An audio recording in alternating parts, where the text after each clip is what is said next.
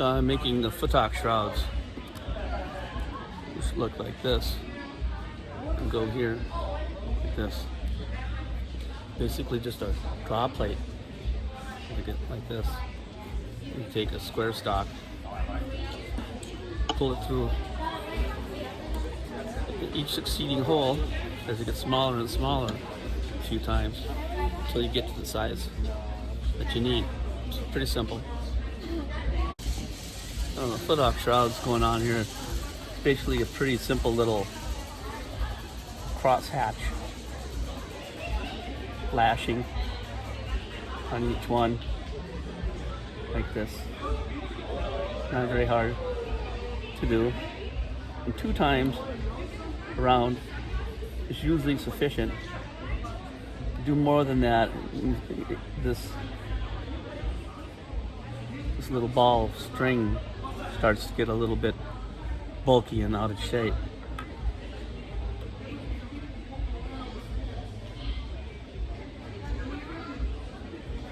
And that one's on. Like I said, that's pretty simple. But you do one on each one of the shrouds. Helps square them up nice and tight. And when I get all of these, I have one done over here. This one over here has been done. As you can see, this is all done right here.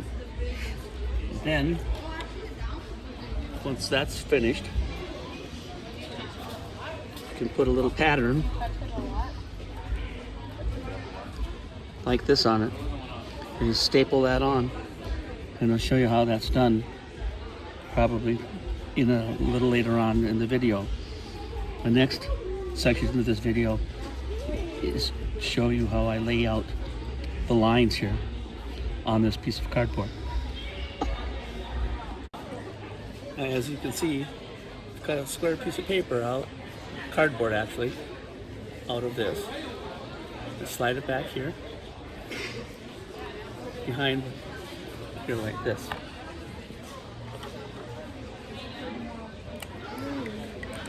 I'll take a marker, and up here,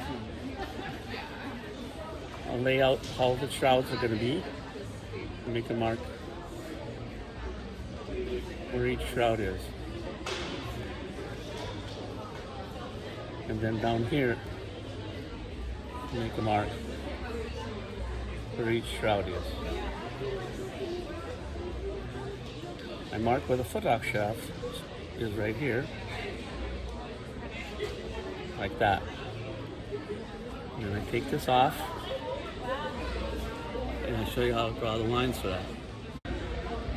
You can see here, well, now I'm starting to connect up the lines. I'm basically drawing the shrouds, as you see here.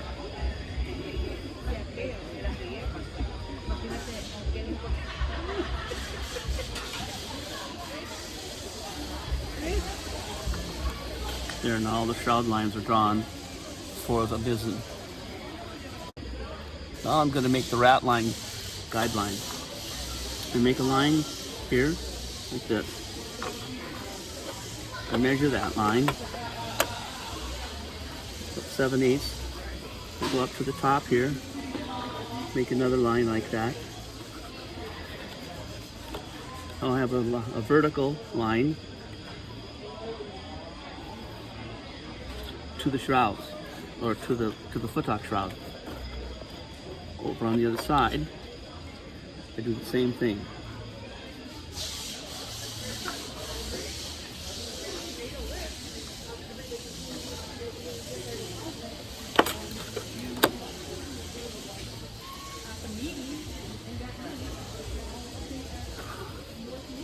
There, now it's all framed up. Now along this side here and this side here, I'll take a dividers like this, spaced a scale, say 16 inches apart, 14 to 16 inches apart. And I'll proceed to go up the side here, just off to the side of the whole black line. So if I put it on the black line, I can't see the point. You just put poke it in there like that, and you just walk it up, just like this, all the way up, side, like this, all right? You do the same thing on this side, starting at the bottom, poke it, going up, like this. When you're done, you simply line up the pointed holes, and you draw your lines across them like that. Now you're going to have the distance of your shrouds, or your ratlines on your shrouds. And again, looks like that. And this will be stapled to this. And you just start your knot, clove hitch, clove hitch, clove hitch, clove hitch, clove hitch, clove hitch, knot. And you just proceed to walk your way up. I generally start at the top and move down. And as I add my ratlines to here, I'll make another video showing that and how I proceed to make the knots across here. Well, now I'm connecting the cardboard backer to the shrouds, and I use this particular type of stapler here. It works very well for this particular application.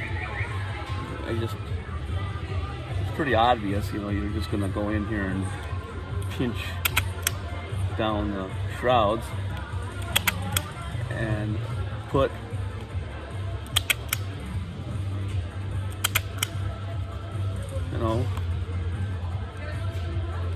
whatever amount of staples you think you're going to need to get everything to hold in place so they don't bow on you while you tighten down the shrouds. Well, my stapler ran out of staples, so I got to go get others, but you can see what I've done and pretty much how that works. I think you can see down here at the bottom where I've already done one, right down there, right? And I use this type of thread right here for my dead eyes lately. It's a glazed, pay any attention to the spelling here. It's made in India. You cut them some slack on how they spell the English language.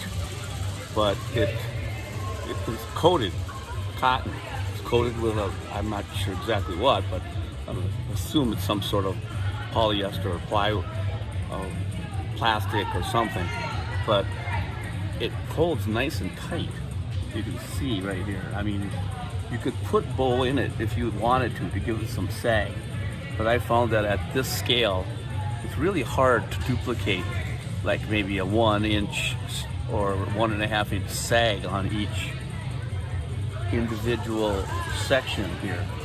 So I just try to get it as straight across as I can all the way across. I've already tied some here over to here to the bottom, and I'll continue that all the way up, and I'll do every single line here, and I kind of just rake it to the side, and then I'll start it with the top and move my way down so I can see where I progressed. You start at the bottom and you start tying, you can't see underneath your hands where you are, and you have to keep moving your hands away to see where you've been and where you're going. I much prefer doing from the top where nothing gets hidden by your hands or your fingers as you go down. Well, I hope this helps some of you out there with your ratline projects, and I wish you good luck in the future, and we'll see you soon. Bye. Well, I'm going to attempt here to tie a couple of ratlines. Give you some idea how I do it. We'll see how this goes.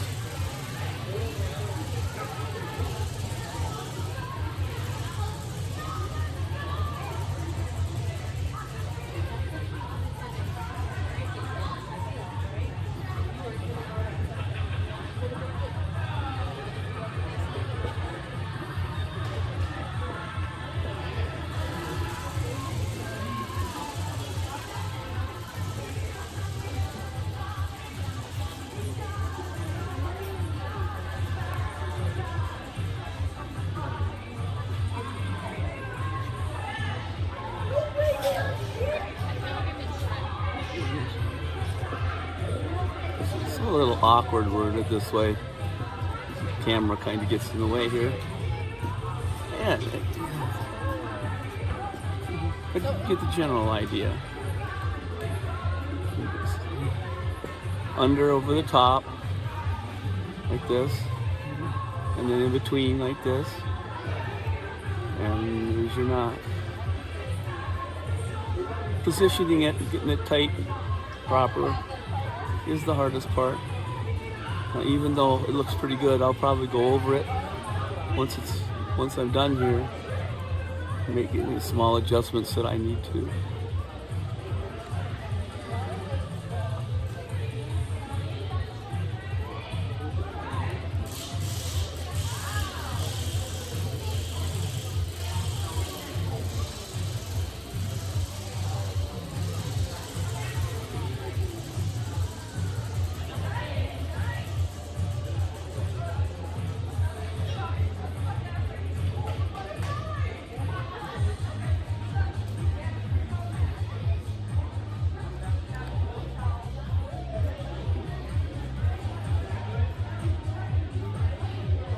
Basically knot it off. Drop a go there.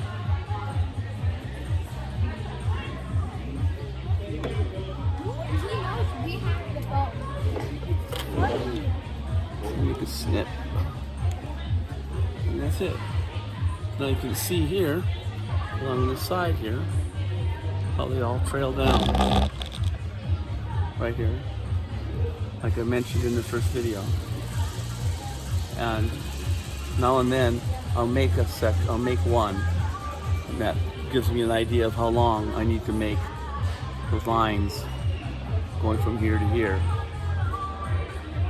So you see how like I said, I started at the top and we're going to work my way down. That way, like I said before, when I work here, I can see everything. I'm not hiding anything, so I can adjust the lines and everything as I need to. Remove staples, move staples, add staples as I need to, as I go on. And that's pretty much how she works. I hope this helps. Bye.